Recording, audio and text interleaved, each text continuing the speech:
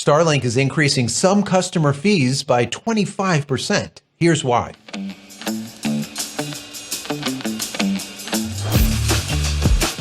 Hey everybody, welcome back to the channel. Thank you so much once again joining me for tea time. Today we have a little bit of misty morning, and that is it. I hope you're joining me with your cup of tea, maybe a cup of coffee. We're hanging out, talking tech, talking photo, video, what have you. Today is a tech day. It is a Starlink day. And we found out that Starlink is increasing their pricing, yet again, to some customers to the rate of about 25%.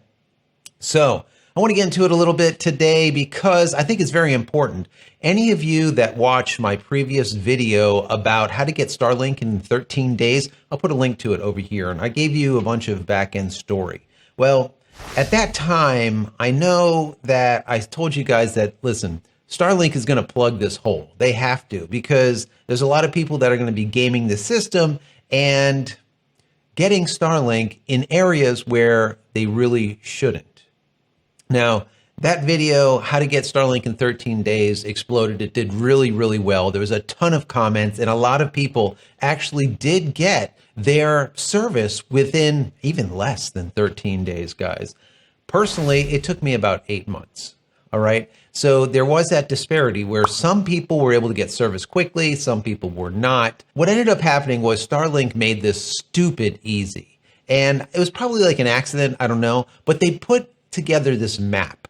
And that map was kind of similar to what you would see with a cell phone provider, right? Where you would have certain areas that have strong coverage, certain areas don't, and they would have like two different colors, right? You got a dark green, a light, whatever. This is what they did, but this map actually showed the have and have nots out there, where you're able to get service immediately and where you have to put in a request and wait months, sometimes over a year to get that service. Well, it was very easy at that point to game the system because what came out was roaming, and they just slowly started rolling it out to a few customers. And when they did, people were like, well, if I can roam, well, then I should be able to get access at one of these other locations and then just use it once I did get it at my location. Well, that was the premise behind that video that I did, and I showed you exactly how to do it. Does it still work today? Yeah, it does. But there are some consequences because, like I said, Starlink has plugged that hole a little bit. And I'm going to tell you about that. It has to do with pricing. Now, remember, the reason why Starlink even had this waiting list, or how they had a have and have not area, and it was all divided.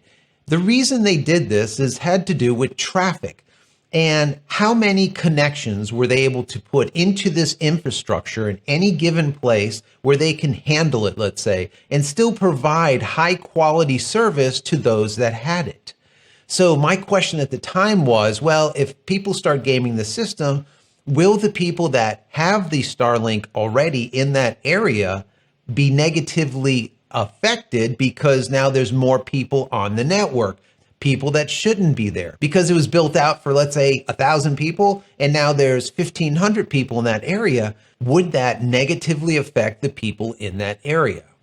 That was a question I had. Was that ever answered? Not really. Because I think what's going on is Starlink is building out at this extremely rapid pace. So you don't feel it as much. Some people will, some people won't. I know some people are getting extremely fast service right now, while others, their service is starting to go a little bit slower and slower. So I think it has to do with that build out, how quickly your region or your area is being built out. Well, once again, the main issue in this exploit was due to this introduction of roaming. Whereas they just introduced it to some people, not everyone was able to have roaming at the time, but they slowly rolled it out. Now, if you don't know, roaming is basically the ability to take your Starlink antenna and move it basically anywhere. You can move it from your home to your office, to your log cabin in the woods, to another state, and you still have the same service that you would at your home's geolocation, where you purchased it. So this was the hole that needed to be patched, and it was patched as of late. Well, what did they do? They introduced roaming to everyone. So it finally rolled out to anyone and everyone that wants roaming could have it.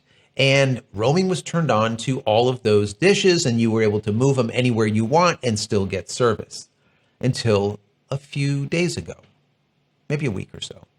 At that point, they said, well, if you're roaming, you're going to have to pay to roam.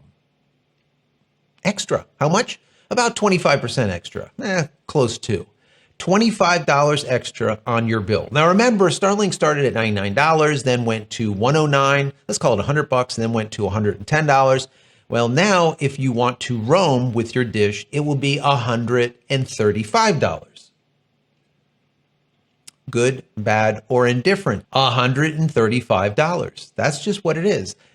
To me, I still think that is a really good price for unlimited access to the internet, no caps, anywhere that you roam. Because if you went with AT&T, Verizon, T-Mobile, Sprint, anyone, it's going to be a hell of a lot more than that, and you're not going to have unlimited or no capped data or anything like that. So it's going to be very expensive and probably not as fast as what we see here with the Starlink. Once again, now that you have roaming, you can move it anywhere and everywhere in the country or even in the world for that matter. And when you go back to your geo home location, that's when your bill would be reduced. Once you move away from it, it will increase by that 25%. So basically, all the people that have gamed the system and have gotten Starlink at different addresses instead of the address of their geolocation or their home geolocation are now going to be paying $25 more a month.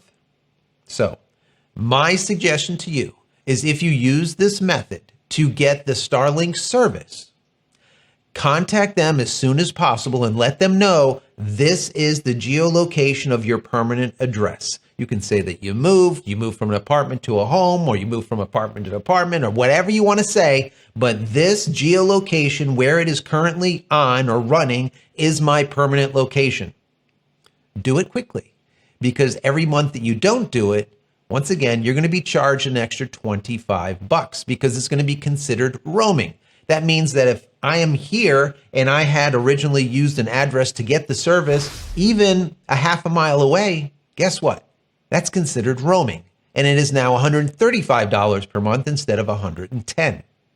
So I hope you guys got some benefit from this. If you have, please throw it a thumbs up. Share this video with your friends, family, colleagues on Reddit, maybe Facebook, or whatever. We want to grow this channel as quickly as possible. Please share it. Once again, if you got some type of value, please throw it a thumbs up. Subscribe to the channel if you're not already subscribed. And click this little bell icon over here so when I go live or when a new video comes out, you will be notified of it immediately. And also click all. If you click all, you'll actually get the notifications. If you don't, YouTube decides not to do it. Why? I don't know. And finally, head over to my website, JCristina.com, where you can find all the photography tools that I've invented over the many years for you and me. And hopefully there's something there that you might like. And if there is, please pick it up and support me and my family.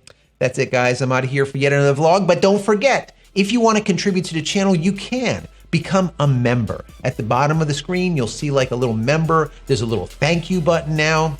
I want to say thank you to someone that they sent in like $50 in the last video. I was just like amazed. Thank you, thank you, thank you for contributing to the channel and supporting the work that I do. I appreciate you very, very much. Many blessings to you and your family. Stay safe, stay healthy, and we'll see you in the next one.